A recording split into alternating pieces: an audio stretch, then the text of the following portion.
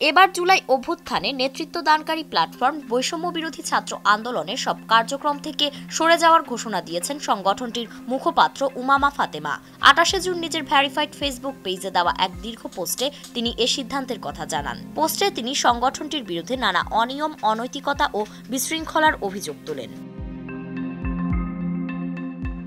স্ট্যাটাসে ফাতেমা জানান, কিছু দায়িত্ববোধ থেকে এনসিপি গঠনের পর জুলাই আন্দোলন নিয়ে অসমাপ্ত কাজ শেষ করতে তিনি বৈষম্য বিরোধী ছাত্র আন্দোলনের ব্যানারে যুক্ত হন। তবে খুব অল্প সময়ের মধ্যেই তিনি লক্ষ্য করেন প্ল্যাটফর্মটি বিভিন্ন রাজনৈতিক দলের ছায়ায় পরিচালিত হচ্ছে। স্বাধীনভাবে কাজ করতে গিয়ে তাকে বারবার বাধার সম্মুখীন হতে হয়েছে।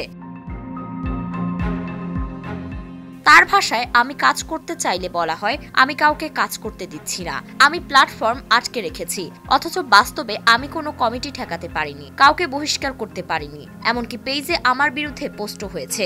তিনি আরও উল্লেখ করেন, প্ল্যাটফর্মের ফেসবুক পেজে মার্চ মাসে তার বিরুদ্ধে পোস্ট দেওয়া হয়, অথচ মুখপাত্র হয়েও তার কাছে কোনো অ্যাক্সেস দেওয়া হয়নি। তিনি বলেন, এই ব্যানারকে বাঁচাতে গিয়েই আমি নিজের মানসিক শান্তি হারিয়ে ফেলি।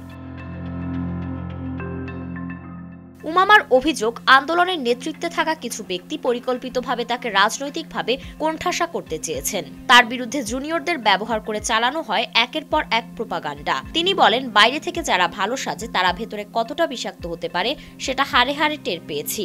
তিনি আরও জানান, মাঠ পর্যায়ে কিছু ভালো ও সদিচ্ছা সম্পন্ন কর্মী থাকলেও কেন্দ্রীয় নেতৃত্ব ছিল সুবিধাবাদী ও অপেশাদার। বারবার আপত্তি জানানোর পরও কোনো প্রতিকার মেলেনি। ফাতেমা আরও অভিযোগ করেন, কাউন্সিল নির্বাচনের ক্ষেত্রে পক্ষপাতিত্ব হয়েছে, অনেক যোগ্য প্রার্থীকে নির্বাচন থেকে বাদ দেওয়া হয়েছে এবং নির্বাচন পরবর্তী সময়ে অনির্বাচিত ব্যক্তিদের গুরুত্বপূর্ণ পদে বসানো হয়েছে।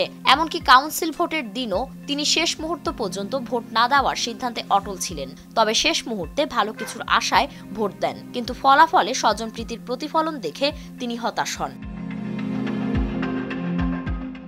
স্ট্যাটাসে তিনি আরও জানান, এই প্ল্যাটফর্মের সংস্কার কিংবা শহীদদের স্বপ্ন বাস্তবায়নের কোনো উদ্যোগ নেই, বরং অভ্যুত্থানের নাম ব্যবহার করে এক শ্রেণীর সুবিধাবাদী গোষ্ঠী নিজেদের রাজনৈতিক স্বার্থ পূরণ করছে। স্ট্যাটাসের শেষে উমামা জানান, তিনি বৈষম্য বিরোধী ছাত্র আন্দোলনের প্ল্যাটফর্ম থেকে তার সব ধরনের সমর্থন ও আগের কাউন্সিল ভোট প্রত্যাহার করেছেন। তিনি স্পষ্ট করে বলেন, আমি রাজনৈতিক পরিচয় নয়, ছাত্র পরিচয় নিয়ে সামনে এগোতে চাই। যারা সত্যিকারের স্বপ্ন নিয়ে এই প্ল্যাটফর্মে এসেছিলেন তাদের প্রতি আমার শুভকামনা রইল।